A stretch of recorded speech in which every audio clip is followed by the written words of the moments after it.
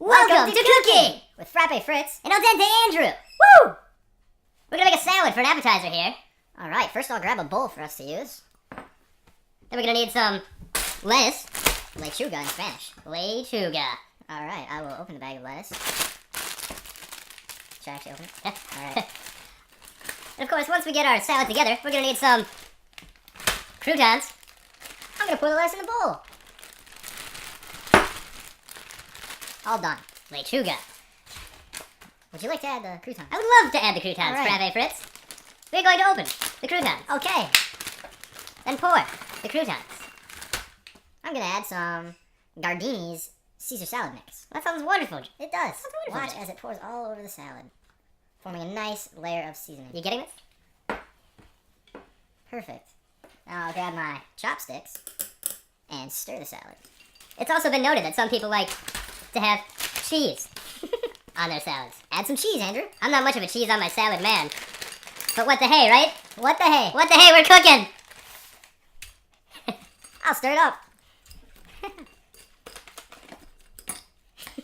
Mmm, yummy. Looks good. Salad.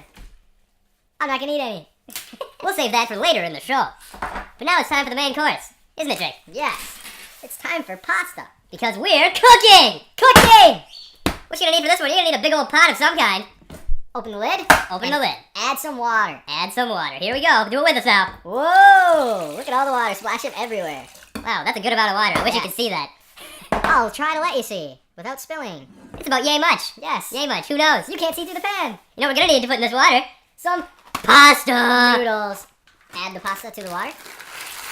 Look at that. Nice even pour. And put it all in. I'll use the rest. What the hell? We're cooking. We're cooking. We're cooking. We are cooking. All right, now we're gonna go to the stove. Try to make this. Welcome to the stove.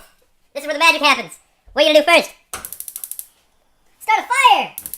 Look at that, we started a fire. All right. We probably should let this come to a boil first, as you shall do. We shall not. Because we're in a hurry. And we're cooking! Cooking!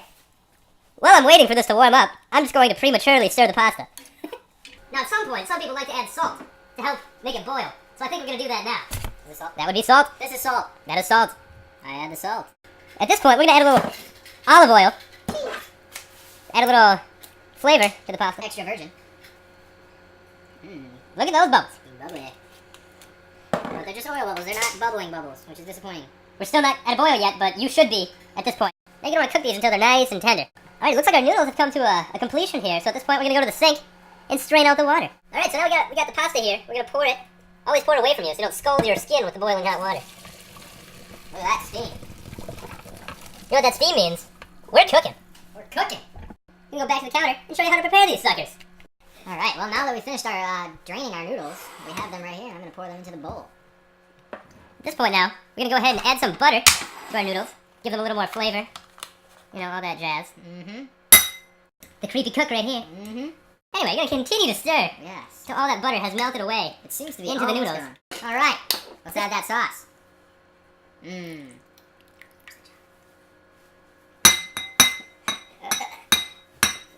me put it back. I think it's in the fridge, so we'll just sit tight.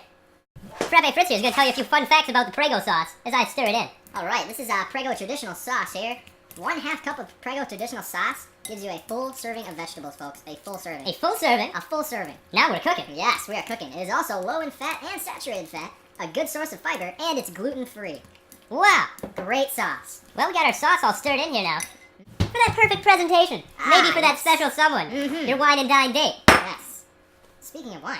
Speaking of wine, now that we're almost done, go ahead, reward yourself with a little bit of the bubbly. Pour yourself a glass. So now that we have that all poured up, let's get ready for our meal. Jake's gonna pour it into that, maybe with the use of a spoon. Thank you. Is that enough? Put a little bit more in there. It's a hungry date you have. Let's hope not too hungry. At this point, we're gonna need some Parmesan cheese to put atop our noodles that we have just cooked. Now I will attempt to use this thing and see how I can do. Oh, there we go. That looks nice. You can add as much or as least as much cheese as you want. It's delicious stuff right here. Now to add the presentation factor, you can toss on a few parsley leaves. The telephone rang right in the middle of our presentation, so we're gonna answer it. We will answer it. Let's find out who it is. Yeah! We have a telemarketer. Let's see what he has to say. Hello? She is currently not home. Alright, thank you. No problem. You're welcome. Deb is not home, therefore she could not have cooked the noodles. Yes. Thank you, caller. As I was saying, parsley flakes. Adds that nice touch of Italian flair and color to the food. Look at that. That looks beautiful. It's looking great, but to me one thing's missing, and that's a little crushed red pepper to add that little kick. A little kick. That's all we need. A little kick to the pasta that we're looking for. And right there, we got ourselves one darn good looking dish of pasta. Amazing. And then you add our salad to our... You got your side salad. So far, it's a 2-course meal. So we're back here now. We're going to try our food. We'll just say that Frappe Fritz here is my date. And we are going to eat our fine food. I'm going to wine and dine him. Let's try some salad. Just on another note, I'm using the world's smallest fork. It's smaller than my hand. And I'm using a rather large fork. That's quite sizable in comparison to my hand. Let's try it. Very good. This has the cooking approval. 5 out of 5 stars. Great for any occasion. Now let's try the pasta. Looks great, but I bet it even tastes better. Yummy. Let's go ahead and try it out. My tiny fork cannot carry very much. And my large fork can accommodate a lot of pasta. But since we're sharing, I'll have a small bite. Cheers. Very good. That's a darn good pasta. Then, finish it off with a little swish of your bubbly. A little cheers? You can give me a Oh, cheers? yeah, give me a cheers. Okay. There you go. Now I'm going to show you how to make some ice cream.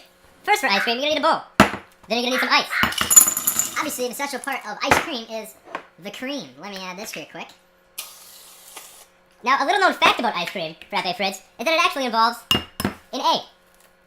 That's a good egg. And the shell. And to shell it off. Also, little known fact, ketchup is a great ingredient to ice cream. All vanilla ice cream has a lot of ketchup in it.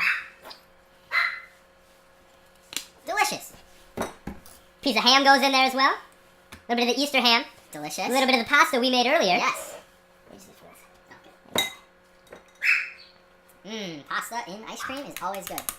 Now to add a little whipped topping, we're going to add a little Miracle Whip. Maybe. Just like that. That's a good amount. Over here we have some orange juice to add to the texture of our ice cream. Let me just add that.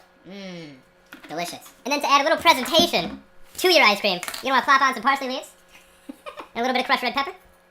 And a little bit of freshly cracked pepper. It's delicious stuff right here. And then you're going to put that in the freezer for 8 hours on the top shelf. Yes. And then you'll have yourself some ice cream. So I'm going to go put that in there right now. And we'll show you what happens in 8 hours. And this is what the ice cream looks like after it's been in the freezer for 8 hours on the top shelf. Good stuff. ChemCom teaches me a lot of things. Chemistry is not one of them. Where is your garbage? Oh, balls!